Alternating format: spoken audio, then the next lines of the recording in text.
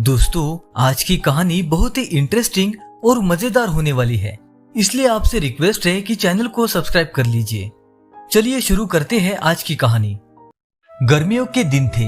भोला के खेत में इस बार तरबूज, खरबूजे और ककड़ियों की भरमार लगी थी। जानवरों से खेत की रक्षा के लिए उसने खेत के अंदर ही झोपड़ी बना ली और वही सोने लग गया। एक दिन गांव के बाहर दूसरे गांव में कठपुतली का नाच हो रहा था।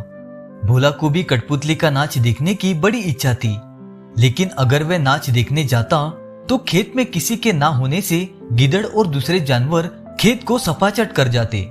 भोला ये सोच ही रहा था कि एक जटाधारी महाराज झोपड़ी की तरफ आते हुए दिखाई दिए।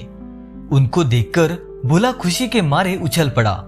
उसने बाबा को झोपड़ी में बिठाया और बोला, महाराज जी, आप यही विराजिए, आप मेरी कुटिया में आराम कीजिए। मेरा खेत तरबूज और खरबूज से पूरा भरा पड़ा है, पेट भरकर आप उनका सेवन कीजिए और अगर कोई जानवर खेत में आए तो उसे भगा देना।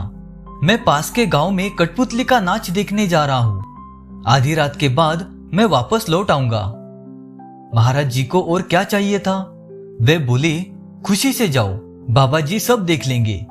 भोला के चले जाने पर बाबा जी खेत में घुसे। चुन चुन कर मीठे तरबूज, खीरे, ककड़ी, खरबूजे सब खा गए। खा पीकर आराम से लेट गए। पेट भर गया तो उन्होंने चिलम बनाई और झोपड़ी के अंदर खाट पर जा बैठे। घास फूस की झोपड़ी थी, तिनके लटक लटक कर खाट को छू रहे थे। उसके पास ही घास का एक बड़ा ढेर लगा था। खरबूजों की मिठास और खुशबू ने बाबा जी को मस्त बना दिया। बाबा जी ने मस्ती में आकर चिलम के ऊपर आग रखी और जोर से दम लगाया कि हाथ भर लंबी जोत ऊपर लपक उठी। झोपड़ी ने तुरंत आग पकड़ ली और देखते ही देखते धू धू कर झोपड़ी जल उठी। बाबा जी कूदकर बाहर आना चाहते थे कि अपनी ही धोती में उलझकर गिर पड़े और आग की लपटों में जलकर भस्म हो गए। गांव वालों ने जब घास के ढेर से निकलती लपटों को देखा तो खेत की ओर दौड़ पड़े। भोला को आवाज लगाई पर उसका कहीं पता न था। सबके होश उड़ गए। उन्हें लगा शायद वह भी झोपड़ी के साथ ही जल गया है। उसके बड़े भाई ने बांस का एक डंडा उठाकर जलती आग को बरेंदा तो उसमें से एक लाश निकल आई। उस लाश को देखकर घर वालों में रोना पीटना मच गया। भोला को जला हुआ पाकर गांव के लोग दुखी हो गए। उसके माता पिता, भाई बहन छाती पीट पीट कर रोने लगे। फिर तो भोला का अंतिम संस्कार करने के बाद ही वे घर लौटे। अब रात के तीसरे पहर भोला जब खेत पर आया तो देखा झोपड़ी राख बनी हुई है। घास का ढेर भी फूक चुका है। उसे बाबा जी पर बड़ा क्रोध आया। कमबख्त खरबूजे भी खा गया और जाते जाते मेरी झोपड़ी में आग भी लगा दी। घर के लोग अब क्या कहेंगे? ये सब सोचता हुआ वह गांव की ओर चल पड़ा। जल्दी से अपनी चौपाल के पास पहुंचा तो देखा गांव के लोग शोक की मुद्रा में चुपचाप बैठे हैं। बीच में हुक्का पड़ा है और लोगों की आंखें आंसुओं से भीगी हुई है। वह समझ न सका कि ऐसा क्यों हो रहा है, सब लोग मौन क्यों बैठे हैं। चौपाल के एक किनारे पहुंचकर भोला ने अपने भाई को आवाज दी।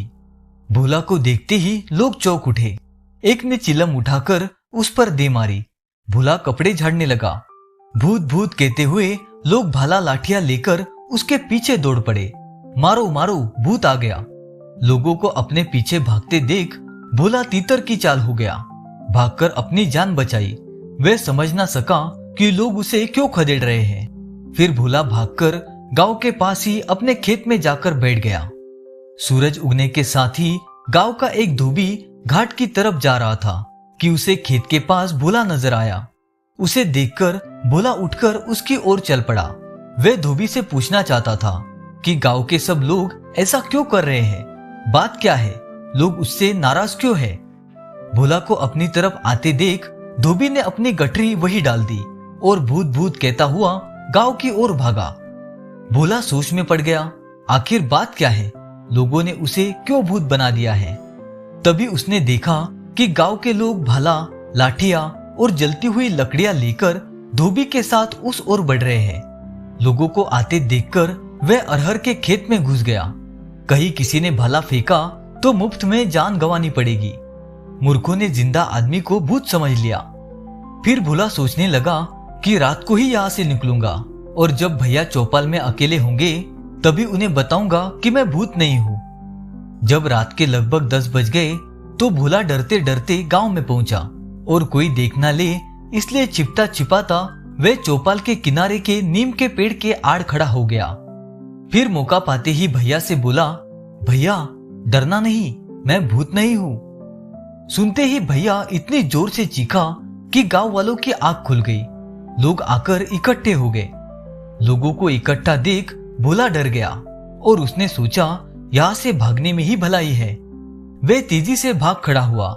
गांव के कुत्तों ने दूर तक उसका पीछा किया, किंतु अरहर के खेत में घुस जाने के कारण उसकी जान बच गई। अब पूरे गांव में दहशत छा गई। लोग परेशान हो उठे।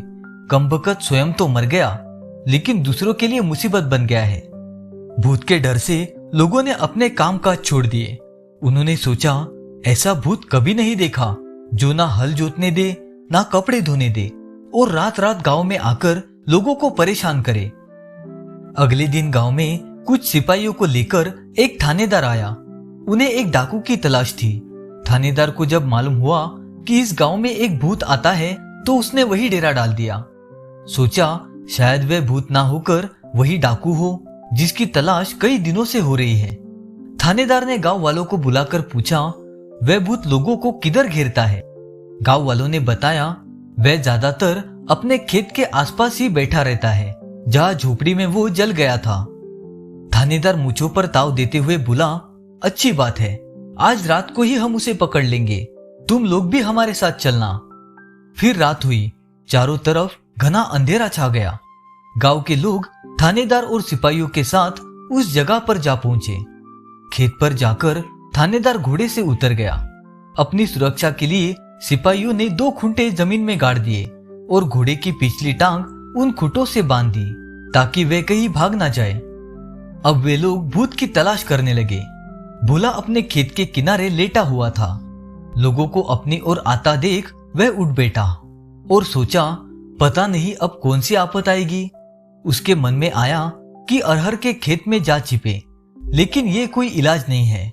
उसने ऐसा नहीं किया। वह कब तक लोगों से छिप छिप कर अपनी जान बचाता रहेगा। इससे अच्छा है कि खुलकर सामना किया जाए। वह उठ खड़ा हुआ और जोर जोर से चिल्लाता हुआ उनके सामने आ गया, लो मुझे मार डालो, मैं भूत हूँ, जिंदा भूत, आओ मुझे पकड़ लो, पकड़ो पकड़ो मुझे। अंधेरी रात में भोला की आवाज दूर दूर तक गूंज उठी। आवाज सुनते ही गांव वालों की हिम्मत टूट गई। वे भाले, लाठियां और मशाल वही छोड़कर भाग खड़े हुए। सिपाहियों में भगदड़ मच गई। थानेदार कूदकर घोड़े पर सवार हुआ। घोड़े को डांट लगाई, किंतु घोड़ा उछल उछल कर वही रह गया। ये देखकर थानेदार की घिग्गी बन गई। वह समझा भूत ने घोड़े के पिछले पांव जकड़ लिए हैं, जिसके कारण घोड़ा भागने में असमर्थ है। थानेदार वही बेहोश हो गया। अगले दिन गांव में खबर फैल गई, भूत ने कमाल ही कर दिया, थानेदार के घोड़े तक को जकड़ दिया।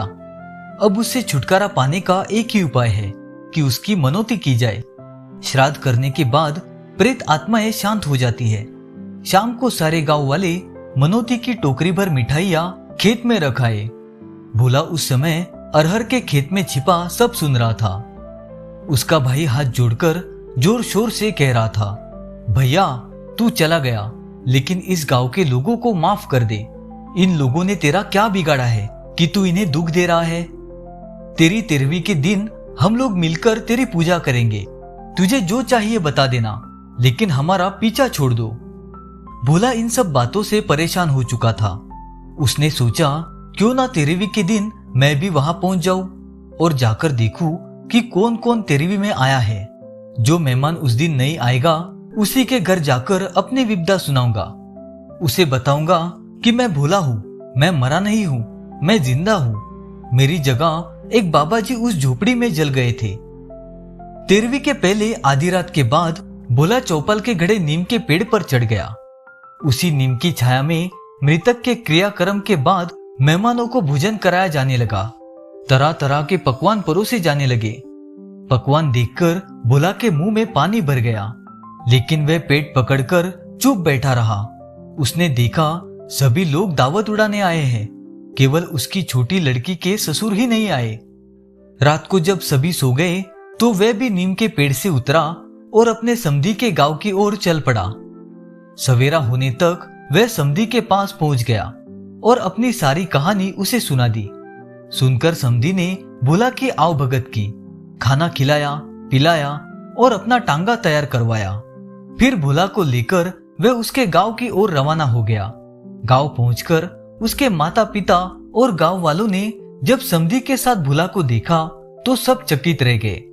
फिर जब गांव वालों को हकीकत पता चली तो गांव के लोगों ने भोला को गले लगा लिया और अपनी मूर्खता और जल्दबाजी पर बहुत लज्जित हो गए। तो दोस्तों, कहानी यही समाप्त होती है। अगर आपको ये कहानी पसंद आई हो तो कृपया लाइक और शेयर जरूर कीजिए, और अगर आप चैनल पर नए हैं तो चैनल को सब्सक्राइब करना ना भूलें। कहानी सुनने के लिए आप सभी का बहुत बहुत धन्यवाद।